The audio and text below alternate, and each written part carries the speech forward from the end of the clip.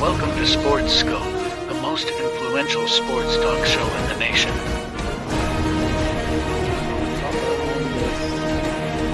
What is today, the 19th? Stay tuned for updates and great sports content. Hello, everybody. Welcome to Sports Scope. I'm your host, Robert Butler. On this 23rd day of April, we are 48 hours to the exact minute from the start of the NFL draft. As you can see below on the screen, scrolling across the ticker here is my mock NFL draft for the top 10. This is my mock for the top 10. Thursday, I will have Carlos Mad New Yorker Chavez on for a special draft edition. We will be doing the top 10. This is an hour-long show. It will go on a little bit longer past that. Of course, I've only got an hour on Roku TV. You can come back and watch the show live on the Sports Scope YouTube app. We will be ahead. Usually we are ahead of TV. We will be ahead of TV. I follow a person on the X app who goes to the draft. So we will be able to cover the draft, those first top 10 Thursday. And of course, something came up on my screen. And of course, we will be back Friday to discuss the rest of the draft, of course, and in these NBA playoffs. Speaking of playoffs today, going to talk about the reality of Joel Embiid and what they should do there in Philadelphia, in my opinion. The Lakers, are they one player away? But not the player to replace that you think they should replace or should add on. I'll talk about that, tease that for a little bit. And also Zach Wilson. Zach Wilson's a Denver Bronco now. Talk a little bit about that 2021 quarterback draft and whatnot. So first, let's take our first and only break. I'll be back here, 49 seconds. Hit the ground running here on Sports Scope. Hello, Sports Scope followers. The program has seen tremendous growth since going 5 days a week. I just wanted to thank everybody for your cash contributions and sharing the program with friends and families. Just a reminder, if you want to contribute to the program, go to the Cash App, the cash sign, and Sports Scope. There are other ways to contribute to the program listed at the bottom of the screen. If you want to advertise on the program, go to sports, that is sports with an S, another S, scope, SKOPE, at gmail.com, just like it's listed at the bottom of the screen. Thank you and enjoy the program. Alrighty then. We'll get to all those playoff games, but I'll say this. Just talking about the two big games last night, I understand Cleveland played Orlando. Not quite the excitement, the thrills of Denver and LA, and of course the Knicks and the 76ers. As I said and expected them to be, going to be really good, nail-biting type of games here, okay? But, listen, Lakers and 76ers simply look like the better teams early in these first two games. Sixers' chances of winning, not to mention 20-point lead for the LA Lakers in the third quarter. Didn't watch all that game. I actually watched that game at about 5:30 this morning on the ESPN YouTube app there. Couldn't stay up late enough to watch that game here. But again, the Lakers had a chemistry and more health. Younger sports really have propelled both of these two-tone teams in these particular games, in my opinion. So I'll start off in chronological. Let me go off. You know what? Let me start off with this Lakers game. So they blew a 20-point lead last night in the third quarter. And they, by the way, they had a double-digit lead Saturday. Had a double-digit lead. Saturday night in Denver as well. So I could see that there's been talk about the possible chance of the Lakers getting to the finals. I've pressed and criticized our national media shows, your Foxes and ESPNs, for really talking a lot about the Warriors and Lakers, considering they're play-in teams. But the truth of the matter about this Laker team, other than the Kings, who just got eliminated on Friday night by the Pelicans, I was wrong about that, right? Other than Denver, they're probably the best teams in the West, and probably slightly behind, if not better than Boston. They beat Boston when I saw them play. So I could see where the Lakers can be essentially one player away from a possible championship. They just can't finish games, if not for Denver and Sacramento. But my thing is, they could use a guy like a Giannis, right? Instead of LeBron. LeBron's 40 years old, okay? I brought up the fact that LeBron, I did a show about him possibly using PEDs and whatnot, drawing connections with him and his trainer and everything. But that being said, LeBron has really playing well, whether you can prove it or not. I'm not saying that. I'm just saying possible. I'm not accusing him of using PEDs. But the truth of the matter is, LeBron wears down at the end of the games. That was the story last year with LeBron in the same particular series. What are this 10 straight now Denver's won? So my thing is that they simply could use another player in place of LeBron. I do like the role that AD's playing. I like the other role players around. Anthony Davis, and I got a little soundbite here. Great game, by the way. What a game! I put this on the X app. Those are the two of the best games I've seen in the first round. It seemed like years, between both Philadelphia and New York, and of course Denver and LA. Here's Jamal Murray after last night, in case you missed it, hitting the game winner. Denver storming back, being down 20 points. Here is his comments after the game, how this thing was set up. Listen up. If I can find it. Got so many, I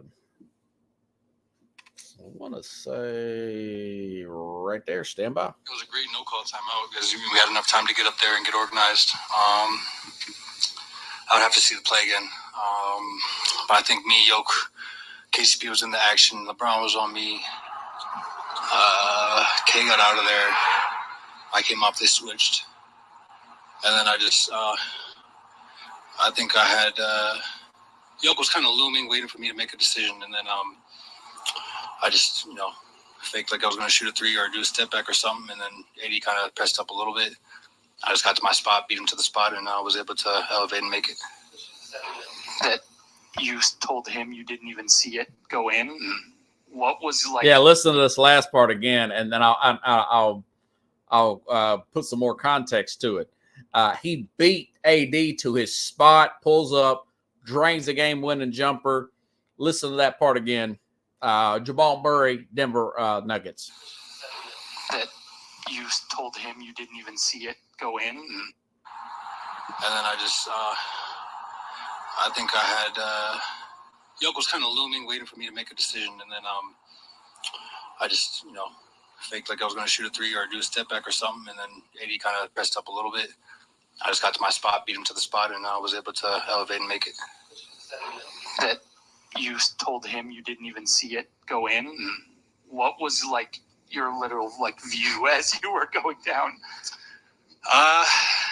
Well, I mean, I jumped pretty high, I faded a lot, and I just lost my balance and fell. And I just saw the ball over the rim. I think AD was in my way, or somebody was in my way. And I just heard everybody scream. That's how I know it went in. Yeah, just describing a shot for the program. I'd love to put that on here, but I don't have the technology nor the copyright to do so. It's very Michael Jordan fadeaway. Let's see, maybe Kawhi Leonard to beat, who was it? To beat the 76ers at the end a few years ago, about 5 years ago when he was with the Toronto Raptors. Shot like that, bunch of people crowding him in. Couldn't hardly see it go in. Plus, Anthony Davis was there. So it looks like he hit it in Anthony Davis's face here. And let's see. Here's Anthony Davis's. Here's his comment on it. And he sounds like he wasn't too happy with the way this thing played out. Anthony Davis about Jamal Murray's game winner. To kind of piggyback off that one, can you take us through that last play and just what happened and what unfolded? What was, I don't know if you were screened or what happened on that last play. Jamal Murray made a shot. He was so mad. He just said Jamal Murray made a shot. Thump, mic drop, got the bleep out of here. Never takes his sunglasses off. I feel your pain, the way the former president Bill Clinton used to say. 10-point plus lead in game one, 20-point lead in game two. Often those leads going back last year to the playoffs against this Denver team. And they just can't finish Denver off. Denver comes back, closes them out, wins. This is probably a 4 or 5 game series. Maybe they get game 3 in LA. Like I said, I think they're probably a player away. If they make a move this summer and get a Trae Young or somebody, I can understand that. If I'm the Lakers. I do. But the problem with the Lakers is when you've got a 40-year-old LeBron James, you're going to have to limit minutes and ultimately limit games. They cannot finish 9 or 10. They need to finish like a 4 or 5 where they got home court early on, and they're not playing a Denver Nugget team early in the season, so they simply got to get younger, possibly try to move off LeBron and get somebody else to finish these games. LeBron's out of gas. You need a better finisher to close these games out.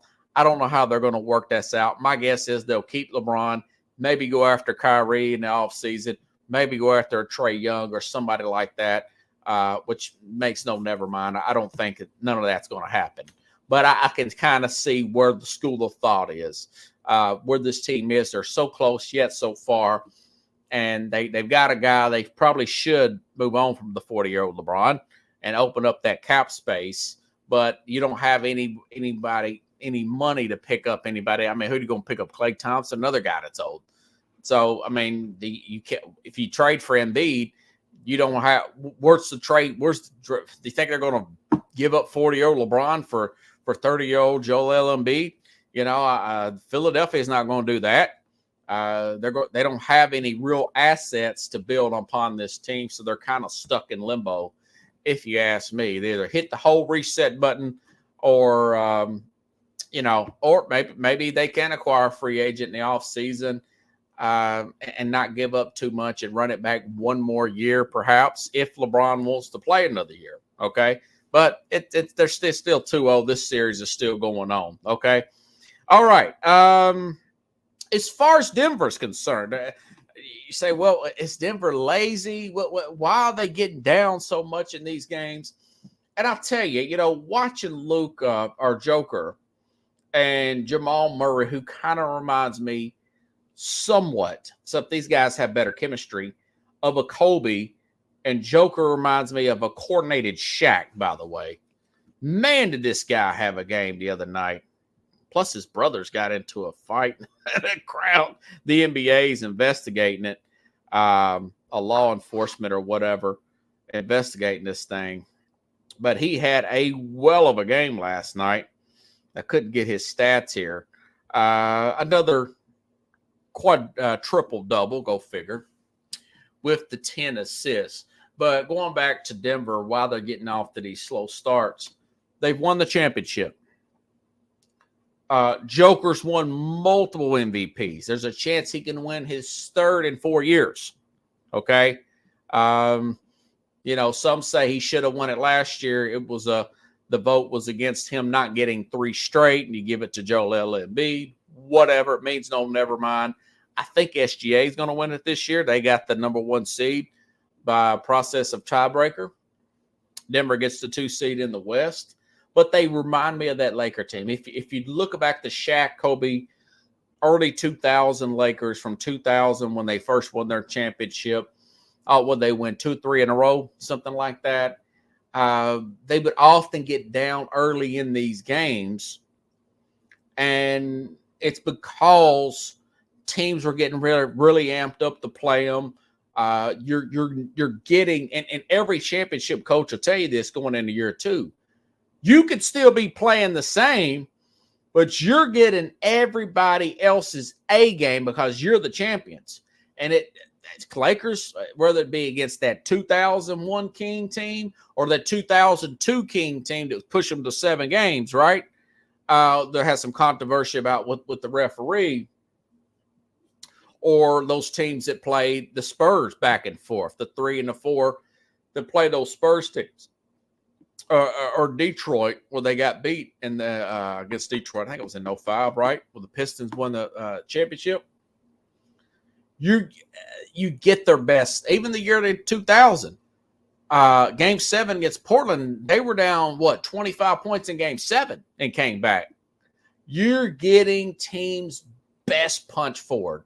At Joker, when they couldn't hit a jump shot late, I was watching the replay this morning. He goes inside like a Shaq would do and get a high percentage shot, and then you get a Jamal Murray who's like the Kobe of this team, minus the attitude. Gets the game winner from outside. You've got complementary pieces like an Aaron Gordon, or in their cases like a I forgot the guy's name now, Robert Ory, Fox, Fisher. Shaq was so dominant. Somewhat like that. This guy's way more coordinated than Shaq. And, of course, Murray's not quite as talented as a Kobe Bryant who won multiple MVPs. But that's my story behind that. Now, Joel Embiid. Switching gears to the East. Another great game. Great series. Hey, listen. They were up early in that series. They were up double digits early against the Knicks on Saturday night. They were up very late, 4-point game. We're talking inside a minute. 4-point game inside a minute. Looked like they were going to tie this thing up at 1. Great game by Embiid. Terrible last shot by Embiid. And I thought they had this thing won. And, the never die spirit of this, you could tell they look like the bigger team, the more physical team, but they're still getting beat out and out hustled by the trio. And I've talked about this the other day and played a clip of it with Carlos Mad New Yorker Chavez, where this team, you can really tell that this group, 3 of the 5 starters, all played multiple years at Villanova. Dante DiVincenzo, Josh Hart, and of course, led by Jalen Brunson there at the point guard here. There's a lot of chemistry there within this team. But let me play you what Joel Embiid said after the game, and I cannot really I can't blame him for saying what he's saying. I don't think he's a cocky guy. I think he was being pretty honest about this stuff. If I can find it. It was a great no-call timeout. So after head home and Joel Embiid. We should be 2-0, so we're good. We're gonna win this series. We gonna win this. We know what we gotta fix. We did a better job today, so we gonna fix it. But we're the better team, and we're gonna keep fighting. Okay, that was Embiid. Now listen to. They put the trio up together. on the Knicks, listen to Dante DiVincenzo, knowing he's going to get the ball back after a miss because he trusts his teammates to follow the playbook if there's a missed shot and it's kicked back out to him. I love this team chemistry here. You don't get a lot of this out of the NBA. You get more of this out of the college game. But the teams that win in the NBA, going back to the Warriors, they had this kind of chemistry when they were winning. That ball movement to the perimeter, the interior defense, the hustle to the ball. The Warriors are one of the best rebounding teams in the NBA. Okay? But listen to, not calling this team the Warriors, but I'm just saying the level of chemistry, the basketball IQ here. Listen up. Here is Dante DiVincenzo from the New York Knicks talking about that shot where they that actually, I think it put them back up in the game. Listen up. So after I missed the first one, I was really hoping that Isaiah got it because I knew that, the rotation of everything, I was going to get a second look. So thank God he got the offensive rebound. Yeah, they got the offensive rebound. They got a steal. They were down 4. You get the 3 by Jalen Brunson. The ball bounces on the rim and bounces back in. That's called just a good home rim right there, right? So they get the steal on the inbound. This is very much almost Reggie Miller-like, 1995 against the Indiana Pacers or against the New York Knicks. Steals the ball, hits a 3, steals the ball, hits another 3, 6 points in like 3. It wasn't that. It was less than a minute. It wasn't like 9 seconds or whatever. So anyways, Brunson hits the 3. There's a steal, and I want to say it was by Brunson, or it might have been Hart that caused the ball to pop up in the air. DiVincenzo shoots it from the corner, misses it. Somebody tips it out here. It comes back to Brunson to Hart back to Vincenzo. Then they're up by 2. Okay. And then he hits the 3. Well, they're down by 1, then hits the 3, go up by 2. We know what happened. They go on to win the game by 3. Very bad shot there by Joel Embiid. Okay. So, anyways, all right, now back to Embiid.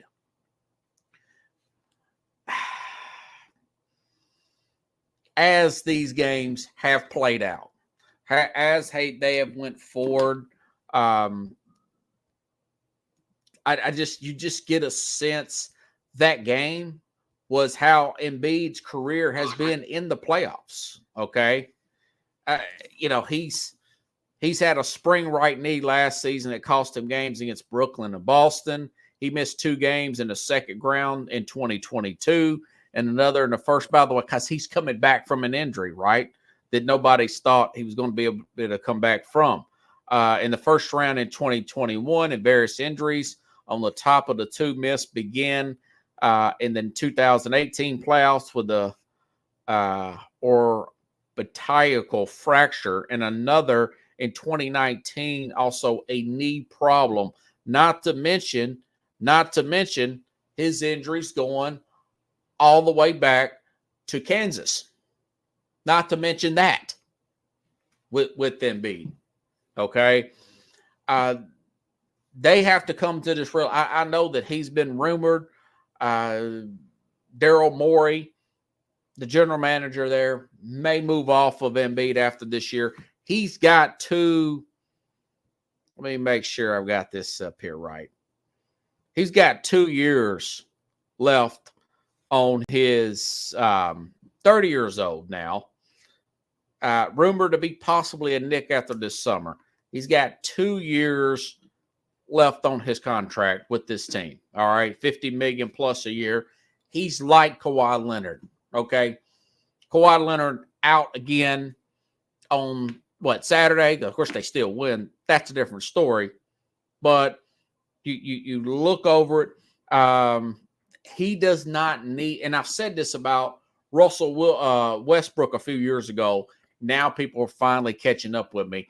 About 2 years ago, I said Russell Wilson needs to come off the bench for the Clippers. He's no longer a starter. His plus minus is terrible down the stretch. He makes bad decisions with shots.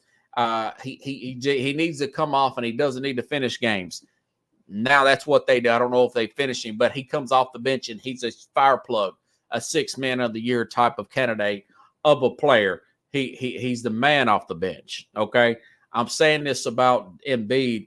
He can no longer be leaned on as the folk. Yeah, you saw that bad shot he took yesterday at the very end, a 30-foot three. Probably should have let Maxey take it, who was battling some kind of illness, a flu-like symptoms, and he came out and played really well, shot the three ball pretty well. But with that injury history, he's 30 years old. He's a big. He's not getting any younger, okay? This kind of reminds me of Anthony Davis when he first came to L.A. With his injury history and whatnot. You know, he leaned on LeBron more the first year there, the first 2 years there. Now I think he's the man there, okay? I'm not sure if this will be the same thing with Embiid, but my point is, he shouldn't be leaned on as the number one guy. He needs to be a 2 or a 3. In other words, if he's hurt, they can still win games, and they're not sitting there at the bottom of the deal. He doesn't have to have that pressure. He's got to get his minutes lowered. He's got to keep his weight down. And he's got to realize that he can't be the guy with all the heavy minutes that's always taking the last shot. He can't be the vocal point. Somebody's going to have to communicate. The guy, listen, man, you're 30 years old. He's had these problems going all the way back to Kansas. Quite frankly, as bad as it was out of Kansas, I knew the talent was always there with Embiid, but as bad as it was as Kansas, and remember he missed the whole season when he first started with the foot problem. A lot of people was thinking maybe this guy's going to be like Greg Odom. Remember Greg Odom? Poor Portland Trailblazers.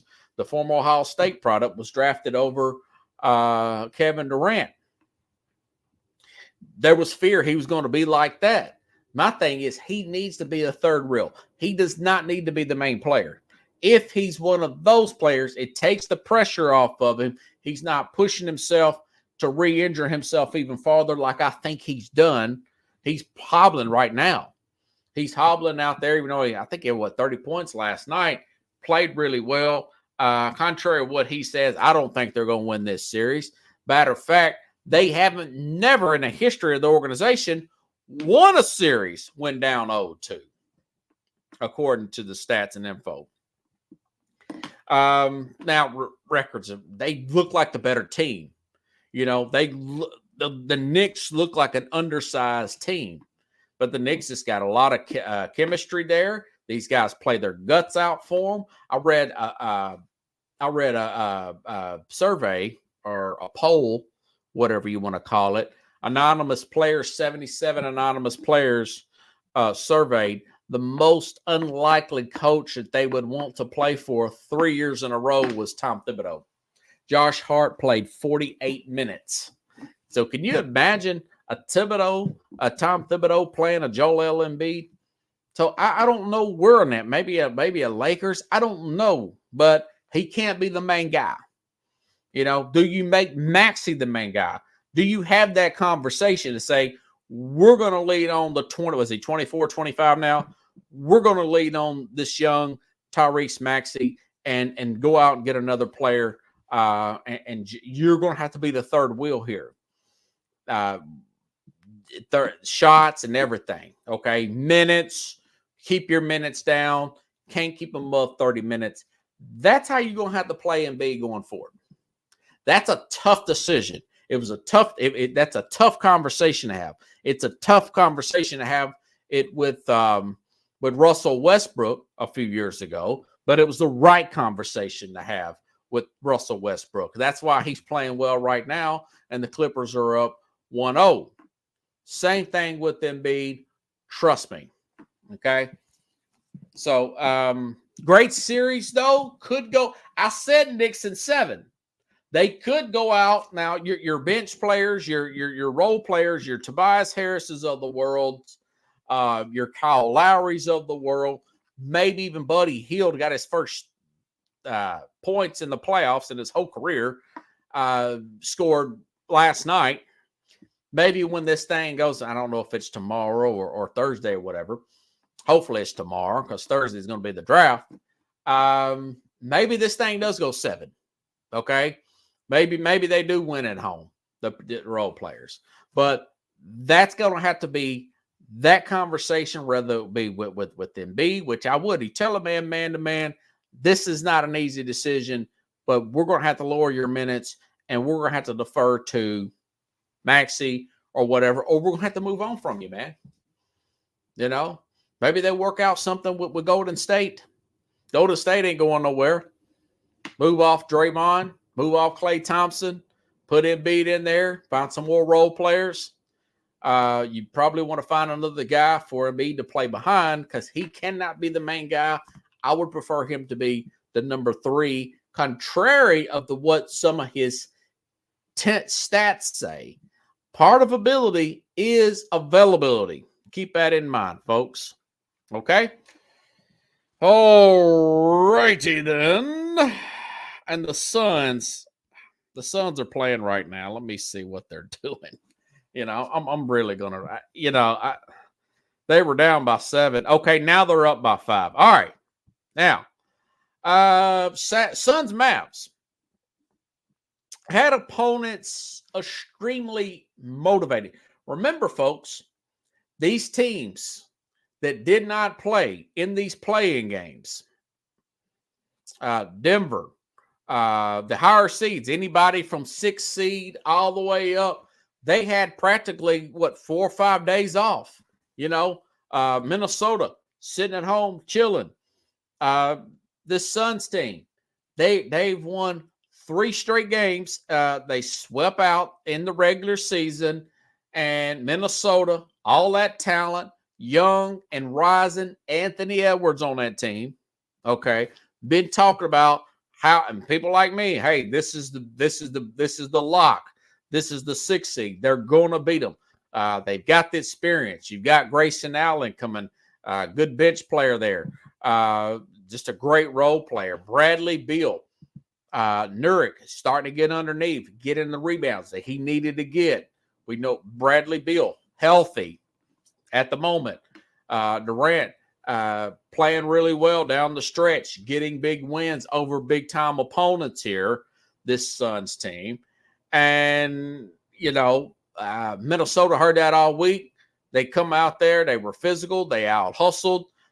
Great game, Anthony Edwards, 33, 9 rebounds, 6 assists.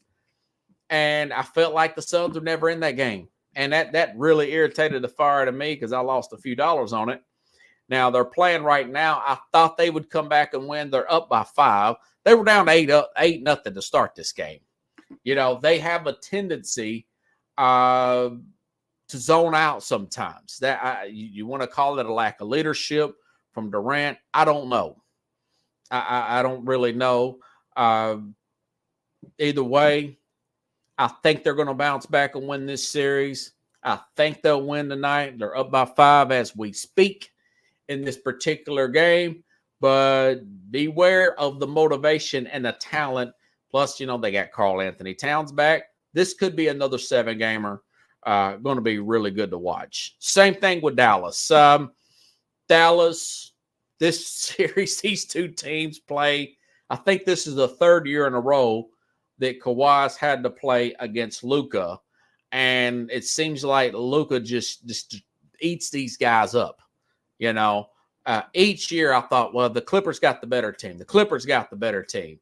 And I know it's been back and forth, but it just seems like they had no answer for Kawhi Leonard coming into this game. For Luka Doncic, excuse me.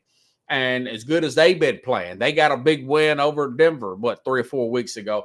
They've been playing some highly, highly competitive games. Dallas, even their defense is playing better. They got more out of their young guys. No Kawhi Leonard. Go figure. Another guy cannot be the main. He cannot be the main piece on the team no more. He has to be the third wheel. And maybe they've done that. They've already accepted that in LA. Either way, LA gets a win. They get the win over Dallas. You know, I think Dallas thought they had that game won. LA was really motivated. Great game by James Harden. And what do you know? They're down. Even though Kyrie Irving, 30 points, Luka Doncic, 30 points also, and still couldn't get that of nobody else hardly. The rest of the team, I think they'll also bounce back tonight, but we'll see. The teams getting humiliated like that, I expect them to come out and play really well tonight. It's going to be a great game in LA. Wish I could stay up for all these games. Back when I worked 4 to midnight, I would stay up and watch these games, get a cup of coffee, you know. Then I have to be at work till 4. Of course, I work a day shift now. But, that's my thoughts on the playoffs so far. I mean, the other games, Boston's kind of doing Boston things. And I know Orlando's in it, Orlando and Cleveland. As expected, very young Cleveland team. Don't expect a lot out of Orlando, since Cleveland's been there the last few years. So these other series are kind of Anyways, okay. Didn't want to get too far behind here. Okay, Zach Wilson. Back to football here. Zach Wilson traded to Denver. Let me go back up to the top of my notes here. That happened yesterday. What kind of caught me off guard there. Happened yesterday around lunchtime. Okay. Let me make sure I got this. Okay. The Jets basically give this guy away. You know, read this on ESPN.com. Based on the original investment, Jets got pennies on the dollar. They will receive a 6th-round selection, number 203 in this week's draft from the Broncos, who in addition to Wilson will get a 7th-round pick. The Jets and the Broncos, are splitting this $5.5 million Wilson's due with this team paying $2.75 million. The trade means that the only one of 5 quarterbacks selected in the first round in that 2021 draft with the original team is Trevor Lawrence. Okay, now, here's my thing about that. Was it that serious with Robert Saleh and Zach Wilson where you couldn't keep the guy around? I mean, you're paying him $5.5 million, and you told Denver that you'd pay half of that just to get rid of him. I mean, a 6th-round pick, yes, you could find a Tom Brady in the 6th round, and maybe they will. They've only got Tyrod Taylor on the roster other than Aaron Rodgers. Okay? Maybe they will. Maybe they'll get one of these quarterbacks, the Notre Dame quarterback or Spencer Rattler, somebody. One of those quarterbacks may fall to the 6th round per se. You know? But again, the guy was former number 2 overall pick. I remember going back. Let's go back 3 or 4 weeks to the owners' meetings. Okay, maybe less than that, maybe 2 weeks ago. Woody Johnson is reportedly, Woody Johnson says, I'm paraphrasing. He says, the owner of the Jets, that there's a good chance maybe Zach comes back this year. That we want Zach to come back this year. You know, something of that matter. This is after all the speculation from the offseason, going back to the regular season, He's in, he's out, he's in. And this is coming from Robert Saleh talking about Zach Wilson. Now, remember, Rodgers has been hurt since Rodgers has been hurt since the first few plays in the regular season, you know. So there's a lot of back and forth, numerous reports. Basically, in a nutshell, Saleh can't stand Zach Wilson. I don't think he likes his attitude. I think he can tell that the guy is simply too immature to handle that job at this time. Saleh being an offensive-minded head coach, you name it. You name it. So after that is being said about going back to this owners meeting a few weeks ago of Woody Johnson making a comment that he's going to come back, there was a report that there was a shouting match with Robert Saleh and Woody Johnson. Later, Woody Johnson denies this report, the owner, and calls it false report, fake news, whatever. And the report was by the NFL Network. So my thing is, when you got a guy like a Zach, remember, he was from 2021 draft, okay? BYU. Why'd I keep saying 2020? What was that season prior to that? 2020 COVID year. I mean, games canceled, several conferences. Are you going to play? Are you not going to play? Not a lot of defenses implemented. Not a lot of schemes offensively put in there, implemented. And look at all the players drafted that missed. Now, remember, Trevor Lawrence was a phenom.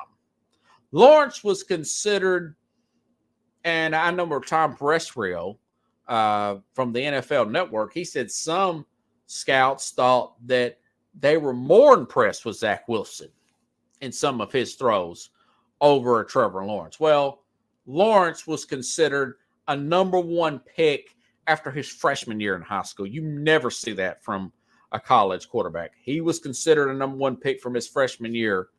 Remember, he beat Alabama to win the national championship and did it with ease after it being a true freshman. You know, he's got the height, the hair. LeVar Arrington called him football Jesus. I mean, he was really blown up. So, so we all kind of knew he was the guy. But you look at guys like, obviously, you look at Zach Wilson. He was traded. He was picked at number 2 by the Jets. Big swing, big miss. BYU guy, played somewhat his first year. You'd rather see a guy like that sit, coming from BYU, young, 21 years old, coming from a smaller conference, a smaller school, not a powerhouse, you know, kind of defensive-minded head coach Robert Saleh. You could kind of see that was where that was going early on in that relationship. And then you get a guy like a Trey Lance, who did sit with the 49ers. They thought they were doing the right thing, remember, with Jimmy Garoppolo, and it just couldn't work out. The 7th round pick that year, the 7th round pick on the next year, right? With Brock Purdy, ends up being better than Trevor Lawrence. The coaches just mismanaged the guy's speed. He was simply not ready. And now he's already been traded.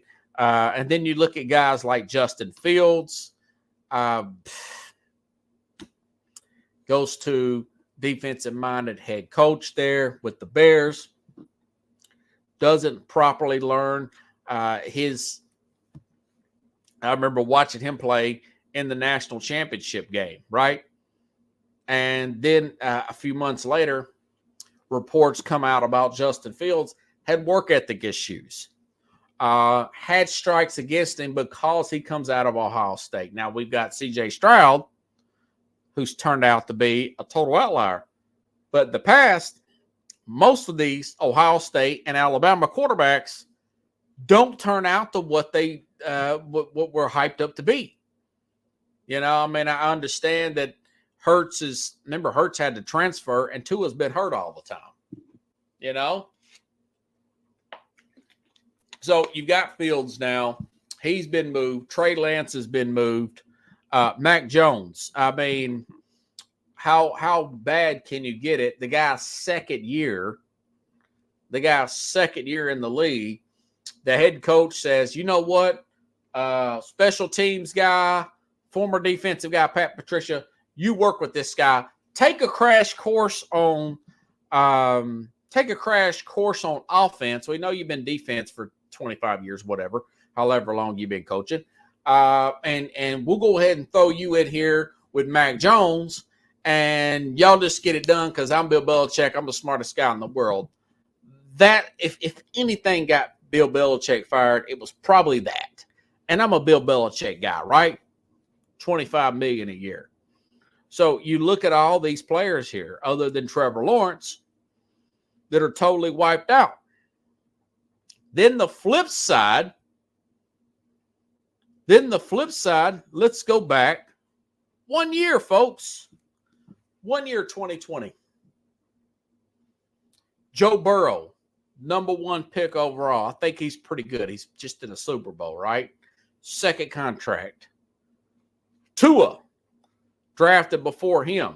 Called Tua anything you want to.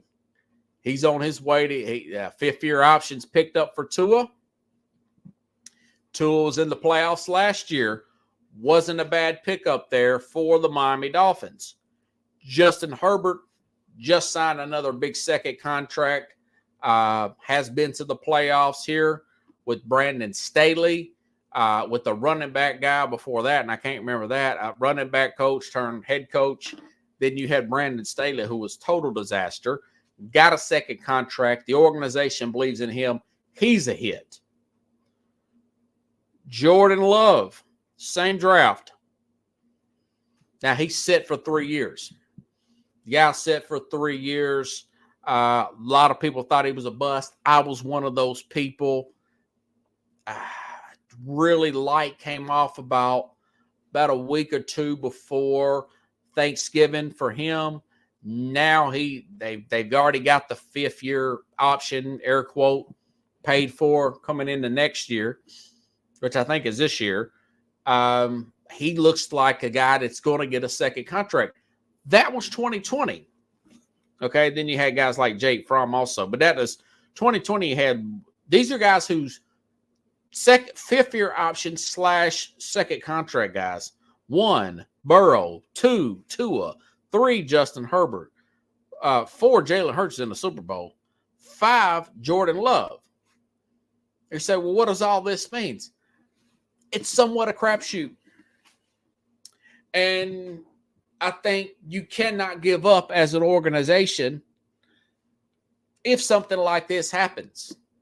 But I do think you have more of a success rate if you can let a player sit for a year or two. Now, I know it didn't work in Trey Lance's case, but it worked for Mahomes. It's worked for Aaron Rodgers, who fell way down in the draft. You know, early on, I didn't think Aaron Rodgers was going to work out the way his stance was. You know, okay, Love, Aaron Rodgers, Tom Brady sat out a year, folks. Tom Brady sat out a year. So, and then you put them in with a offensive-minded head coach. You put weapons around them. When you're breaking it, you blocking up front, run game, weapons around them. That's usually more of a that's a recipe for success. It's not a lock. It's not a lock. I do think that some players simply are still raw. They do not need to be backups. They need to be getting snaps and continue to play. Okay. I do not think it's the end of the world for Zach Wilson in Denver, Look at what Baker Mayfield. I wrote him off as a bust. He's comeback player of the year for me. Guy gets to the playoffs, wins a playoff game, gets a new contract, modest contract there with the Tampa Bay Buccaneers. Rich Gannon done this 20 years ago. He comes back and gets to the Super Bowl, wins an MVP and everything.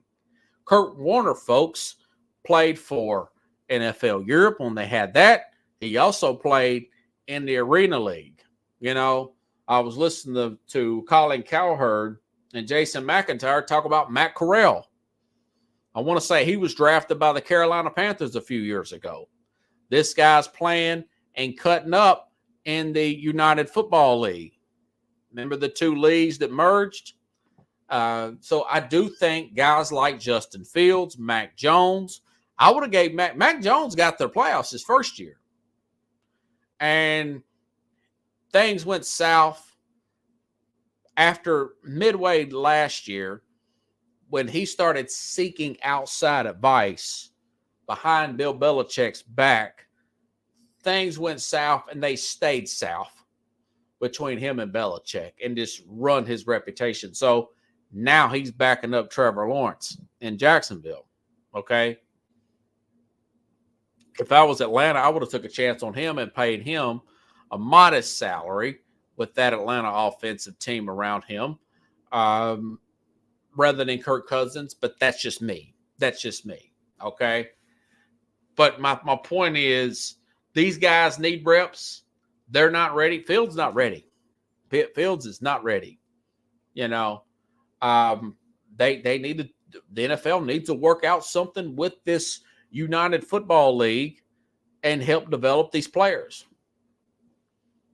There's a player, I want to say his name was Drew Maddox, if I'm not mistaken, played for the Steelers for a while. He played for the first XFL back in 2002, I want to say.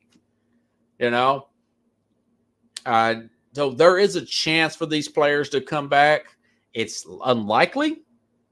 History says no, but there are a few outliers that say that they will. And again, as far as teams are concerned, you got to keep them trying. You can go from the outhouse to the penthouse if you get that quarterback position right. If you get that position right, everything changes. Look at a year ago. 1 year ago to this week. 1 year ago to this week. I thought to myself, DeMeco Ryans, defensive-minded head coach.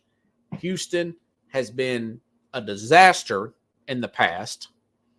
Deshaun Watson forced his way out of town. Who was it? J.J. Watt. Please cut me. Get me out of here. Players running away from this organization like it's on fire.